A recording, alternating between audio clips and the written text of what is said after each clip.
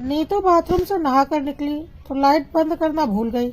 वह पूजा कर ही रही थी, तभी उसकी सास कमला जी ने बड़बड़ाना शुरू कर दिया कि बत्ती ऐसे जलाकर छोड़ देती है जैसे बिजली मुफ्त में आती है, बिल भरना पड़े तो पता चले। नीतू मायूस होकर सुनती रही। पूजा करते हुए उसकी आंखें भर आई। नीतू की शादी को 3 साल हुए थे। 2 साल तक तो सब ठीक था, फिर अचानक उसके पति अक्षय की नौकरी छूट गई। दोनों बेहद परेशान थे। नीतू का बेटा अभी 6 महीने का था। अक्षय के बहुत कोशिशों के बाद भी जब नई नौकरी नहीं मिली तो उसने अपने पिता मुकेश जी से बात करके घर लौटने का निर्णय लिया।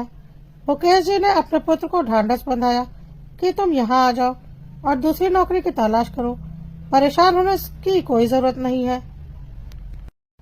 उनके मन में कहीं न कहीं ये डर था कि अक्षय कहीं अवसाद से न गिर जाए, इसलिए वे यथासंभव सहयोग कर रहे थे बेटे और बहू को। नीतू अपने ससुर का बहुत ही सम्मान करती थी। वह स्वभाव से अंतर्मुखी थे, जल्दी अपनी बात किसी से नहीं कह पाती थी। बड़ों को पलटकर जवाब देना उसके संस्कारों में नहीं था। कमला जी नीतू को सुनाती कि जब उनकी शादी हुई तो उनके आने के बाद से मुकेश जी की तरक्की होती गई, पर कोई बहुएं ऐसी भी आती हैं कि पति का कामकाज चौपट हो जाता है। नीतू को यह बातें बाढ़ की तरह सीधे हृदय में बेधती हुई लगती। वो तो पहले ही परेशान थी और कमला जी समय समय पर सुई चुप होती रहती। आर्थिक परेशानी के कारण मुकेश जी बेटे बहू का खर्च उठाते थे और कमला जी एहसान की परतें चढ़ाती जाती।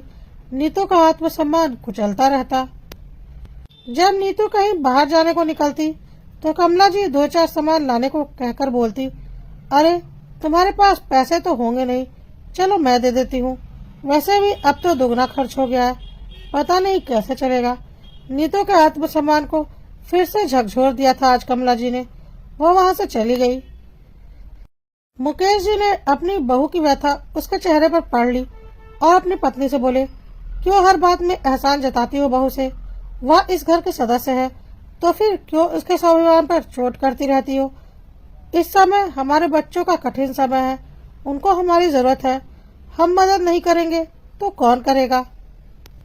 भगवान की कृपा से हमारे पास सब कुछ है, किसी बात की कोई कमी नहीं है, फिर भी तुम उनका मनोबल बढ़ाने के बजाय तोड़ रही हो।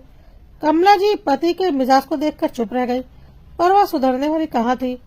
अगर कभी खाना बच जाता तो वह बोलती, मुफ्त का सामान है, बर्बाद करते रहो, अपनी रकम लगती तो पता चलता।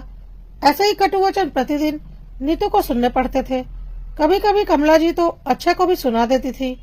बहुत ही अधिक मानसिक वेदना से गुजर रही थी नीतू। एक तो पति को दिन भर तनाव में देखती, दूसरी तरफ सासू माँ उसके आत्मसम्मान को तार तार करने से कभी नहीं चूकती। छोटे बच्चे की वजह से वह नौकरी भी नहीं कर पा रही थी। आए दिन कमला जी नीतू के सामने अपनी तारीफों के पुल बांधती रहती। मैं जब ब्याह करके आई थी तो इस घर में कुछ भी नहीं था। मेरे कदम बहुत ही शुभ थे इस घर के लिए। मेरे घर में कदम रखते ही इस घर का नक्शा बदल गया, लेकिन तुम्हारे कदम शायद अच्छे के लिए शुभ नहीं है, तभी तो उसके साथ साथ सब लोग परेशान हैं। नीतू को समझ में नहीं आता था इन सब में उनकी क्या गलती है। इतना तिरस्कार करने के बाद कमला जी अपनी बेटी की किस्मत का बखान करना शुरू कर देती। ऋचा भी अपने पति के लिए बहुत भाग्यशाली है। ऋचा से शादी के बाद दामाद जी का व्यापार दिन दुगनी रात चौगनी बढ़ता ही जा रहा है।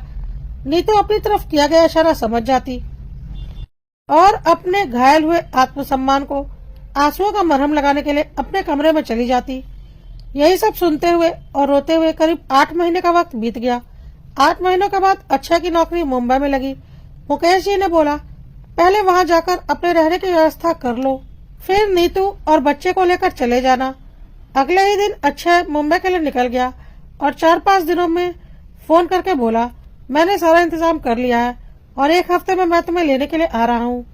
इसी बीच अचानक एक दिन ऋचा अपनी बेटी के साथ मायके आ गई। अपनी बेटी और नतनी को आया देख कमला जी खुशी से फूली नहीं समाई, पर अगले ही पल ऋचा के चेहरे की उदासी उन्होंने पढ़ ली और पता चला कि दामाद जी को व्यापार में बहुत ही ज्यादा घाटा हो गया है और काफी ज्यादा कर्ज दामाद जी के ऊपर चढ़ गया है। 5 शोरूम में से 3 शोरूम दामाद जी के बिक चुके हैं और बस 2 शोरूम बचे हैं जो कि घाटे में चल रहे हैं। यह सब सुनकर कमला जी और मुकेश जी के ऊपर मानो वज्रपात हो गया। एक औलाद के दुख से अभी उभरे भी नहीं थे कि दूसरी औलाद का दुख सामने आ गया। ऋचा ने कमला जी को बताया कि उसकी सास उसे बहुत ही ज्यादा ताने देती है, कोई मदद करती है तो बस एहसान गिनवाती रहती है। मेरे आत्मसम्मान को तार तार करके रख दिया है। ऋचा की बातें सुनकर कमला जी के विचार एकाएक बदल गए और वह बोलने लगी, तुम्हारी सास को अक्ल नहीं है क्या? ऐसे समय में बेटे बहू को भावनात्मक संबल की जरूरत होती है और वह तुम्हें ताने मार रही है। उन्हें तुम दोनों के साथ खड़ा होना चाहिए था। कमला जी की बातें सुनकर नीतू से रहा नहीं गया और वह बोल पड़ी, मम्मी जी, बेटी का दुख देखकर एकाएक आपके अंदर इतनी समझदारी कहाँ से आ गई? कल तक जब मैं इस परिस्थिति में थी तब तो आपने नहीं सोचा कि मुझे और आपके बेटे को भावनात्मक संबल की जरूरत है, न कि आपके तानों की। दूसरों के आगे हाथ फैलाना कितना पीड़ादायक होता है यह मुझे बहुत अच्छे से पता है। 8 महीने मैंने इस दुख को झेला है, इसलिए ऋचा दीदी के दर्द को बहुत अच्छे से समझ सकती हूँ। लेकिन मेरा आत्मसम्मान तो आज तक आपके तानों से लहूलुहान होकर पड़ा हुआ है, उसे तो आप कभी भी नहीं देख पाई। क्या आत्मसम्मान का आकलन रिश्ते देखकर किया जाता है? बेटी का आत्मसम्मान आत्मसम्मान होता है और बहू का आत्मसम्मान नगण्य होता है। नीतू ने अपनी ननंद ऋचा से कहा, दीदी आप परेशान मत हो, आपका दुख मुझसे अच्छा कोई नहीं समझ सकता। लेकिन जैसे मैंने इस कठिन समय को पार कर लिया है, जल्दी आपका भी यह कठिन समय निकल जाएगा। हम सब मिलकर इस कठिन समय में आपके साथ रहेंगे।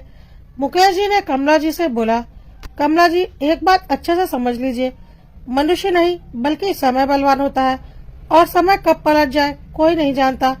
आज ऋचा का दुख देखकर आपका दिल रो रहा है और वही दुख जब आपने अपनी बहू नीतू को दिया तो आपका कलेजा नहीं कांपा। फिर आप में और ऋचा की सास में क्या फर्क रह गया? आपने जो टीस नीतू और अक्षय के दिल को लगाई है वह उनके दिल पर ताउम्र रहेगी। इसके लिए आप खुद ही जिम्मेदार हैं। कमला जी आत्मग्लानि से भर उठी। उन्हें ऐसा लगने लगा कि बहू के साथ उनकी करने की भरपाई अब उनकी बेटी कर रही है और वह मन ही मन दृढ़ निश्चय कर रही थी अपनी बेटी की स्थिति को संभालने की और बहू के मन में अपने लिए जगह बनाने की।